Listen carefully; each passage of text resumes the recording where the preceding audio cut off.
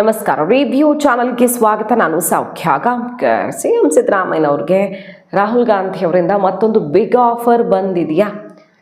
ಅದೆಷ್ಟು ದೊಡ್ಡ ಆಫರ್ ಅಂದರೆ, ಸಿದ್ದರಾಮಯ್ಯನವರ ಈಗಿರುವ CM ಕುರ್ಚಿಯಷ್ಟೇ ದೊಡ್ಡ ಹುದ್ದೆ ಒಲಿದು ಬರಲಿದೆಯಾ ಮುಖ್ಯಮಂತ್ರಿಗಳಿಗೆ ಒಪ್ಕೊಂಡ್ರೆ?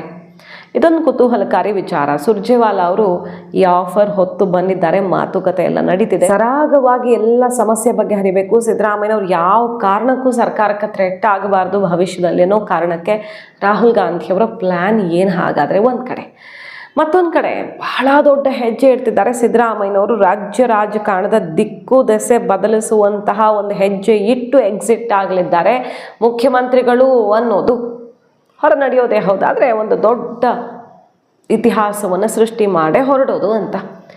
ಡೀಟೇಲ್ಸ್ ಇಡ್ತಾ ಹೋಗ್ತೀವಿ. ಮಿಸ್ ಮಾಡಿದೆ ನಮ್ಮ ಚಾನಲ್ನ ಸಬ್ಸ್ಕ್ರೈಬ್ ಮಾಡಿ, ನಿಮ್ಮ ಅಭಿಪ್ರಾಯ ಕಮೆಂಟ್ ಮಾಡಿ ತಿಳಿಸಿ. ವೀಕ್ಷಕರೇ, ಸಿದ್ದರಾಮಯ್ಯನವರು ಹೊರಟು ನಿಂತಿದ್ರೂ ಕೂಡ ತನ್ನ ಶಕ್ತಿ ಪ್ರದರ್ಶನ ಮಾಡೋದ್ರಲ್ಲಿ ಏನು ಹಿಂದೆ ಬಿದ್ದಿಲ್ಲ.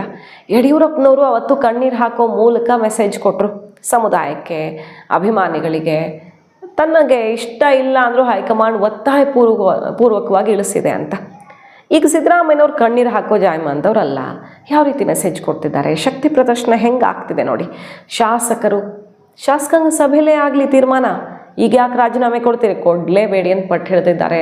ಸಂಖ್ಯೆ ಇಲ್ಲಿ ಬಂದು ಒತ್ತಾಯ ಮಾಡ್ತಿರೋರೇ ನೀವು ರಾಜೀನಾಮೆ ಕೊಡಬಾರ್ದು ಅಂತ 35-40 ಕಣ್ಣು ಕಾಣ್ತಿರೋರೇ ಇದ್ದಾರೆ. ಸೊ ಇದೆಲ್ಲ ರಾಜ್ಯ ಕ್ಲಿಯರ್ ಕಟ್ ಮೆಸೇಜ್. ಇಷ್ಟ ಇಲ್ಲದಿದ್ರು ಸಿದ್ದರಾಮಯ್ಯನವ್ರನ್ನೇ ಇಳಿಸಲಾಯಿತು.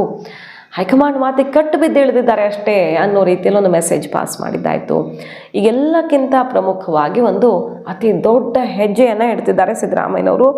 ಅದೇ ಜಾತಿ ಗಣತಿ ವರದಿ ಸ್ವೀಕಾರ. ಜಾತಿ ಮರುಗಣತಿ ಆಯ್ತಲ್ವಾ? ಯಾಕೆಂದರೆ ಫಸ್ಟ್ ಸರಿಯಾಗಿ ಆಗಿರಲಿಲ್ಲ, ಸೈಂಟಿಫಿಕ್ ಆಗಿರಲಿಲ್ಲ ಅಂತ ಸ್ವಪಕ್ಷೀಯರೇ ಸಿಡಿದಿದ್ರು. ಶಾಮನೂರು ಶಿವಶಂಕರಪ್ಪನವ್ರು ಇದ್ದಾಗ ಆಕ್ರೋಶ ಹೊರ ಹಾಕಿದ್ರು. ಮತ್ತು ಹೈಕಮಾಂಡ್ ಕೂಡ ಅದನ್ನು ಹಳೆದನ್ನ ಕಿತ್ತು ಕಸದ ಬುಟ್ಟಿಗೆ ಹಾಕಿಬಿಡ್ತು. ಸೊ ಅದಕ್ಕನುಗುಣವಾಗಿ ಈಗ ಹೊಸ ಗಣತಿ ಆಯ್ತಲ್ಲ, ಅದನ್ನು ವರದಿ ಪ್ರಿಂಟ್ ಆಗ್ತಿದೆ. ಇವತ್ತು ಹಿಂದುಳಿದ ವರ್ಗಗಳ ಆಯೋಗದ ಸಭೆಯಾಗಿ ಜಾತಿ ಜನಗಣತಿ ಸಮೀಕ್ಷಾ ವರದಿಯನ್ನು ಅಂತಿಮ ಮಾಡಲಾಗಿದೆ. ವರದಿಗೆ ಅಂತಿಮ ಮುದ್ರೆ ಹಾಕಿದ ಬಳಿಕ ರಾಜೀನಾಮೆಗೂ ಮುನ್ನ ವರದಿ ಅಂಗೀಕಾರ, ವರದಿ ಸ್ವೀಕಾರ ಅನ್ನೋದೊಂದು ದೊಡ್ಡ ಸ್ಟೆಪ್ಪನ್ನು ತೊಗೊಂಡು ಎಕ್ಸಿಟ್ ಆಗೋದು ಈಗಿನ ಪ್ಲ್ಯಾನ್. ಸೊ ಆಯೋಗದಿಂದ ವರದಿ ಸಲ್ಲಿಕೆ ಆಗ್ತಾ ಇದ್ದು ಸಿದ್ದರಾಮಯ್ಯನವರು ಈ ಮೂಲಕ ಏನು ಹೇಳೋಕೆ ಹೊರಟಿದ್ದಾರೆ? ರಾಜ್ಯ ರಾಜಕಾರಣದ ದಿಕ್ಕೇ ಬದಲಾಗುತ್ತೆ.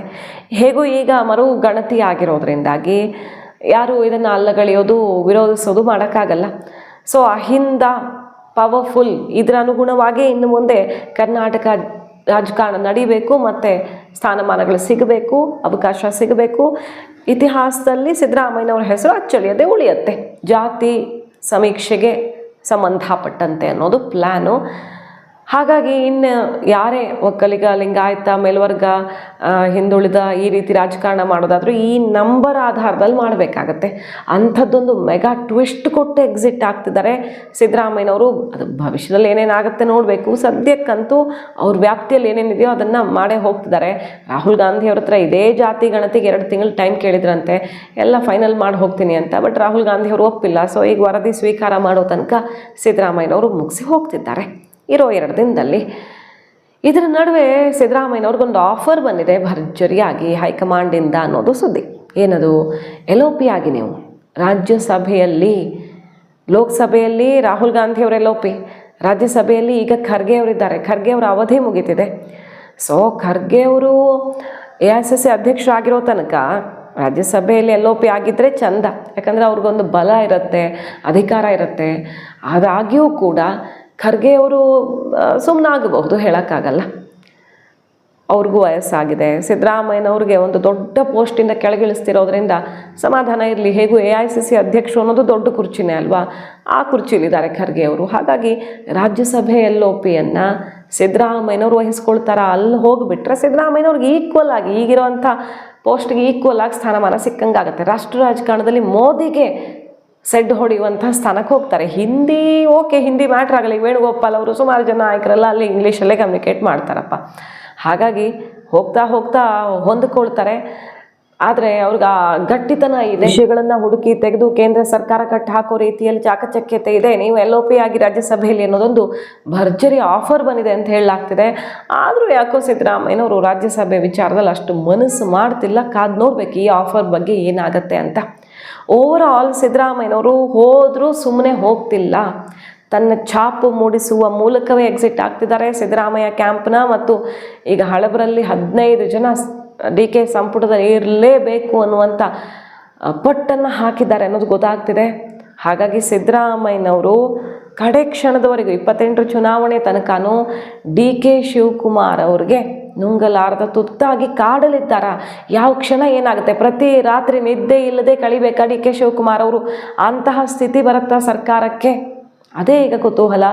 ಈಗ DK CM ಆಗೋ ಸಮಯದಲ್ಲಿ ಶಾಸಕಾಂಗ ಸಭೆಯಲ್ಲಿ ನಂಬರ್ ತೋರಿಸ್ತೀವಿ ಅನ್ನೋ ತನಕ ಎಚ್ಚರಿಕೆ ಕೊಡ್ತಿದ್ದಾರೆ. ಅಂದರೆ ಹೈಕಮಾಂಡ್ ಪಾಸ್ ಮಾಡಿದ ಮೇಲೂ ಶಾಸಕರು ನಂಬರ್ ತೋರಿಸೋ ತನಕ ಮಾತುಗಳು ಬರ್ತಿದ್ದಾವೆ. ಅಂದರೆ ಈಗ ಹೆಂಗೋ ಪಾಸ್ ಆಗಿಬಿಡಬಹುದು, ಆದರೆ ಹೆಜ್ಜೆ ಹೆಜ್ಜೆಗೂ DKನ ಕಾಡ್ತಾರ ಶಾಸಕರು ಅನ್ನೋದೇ ಈಗಿರುವಂಥ ಟ್ವಿಸ್ಟು.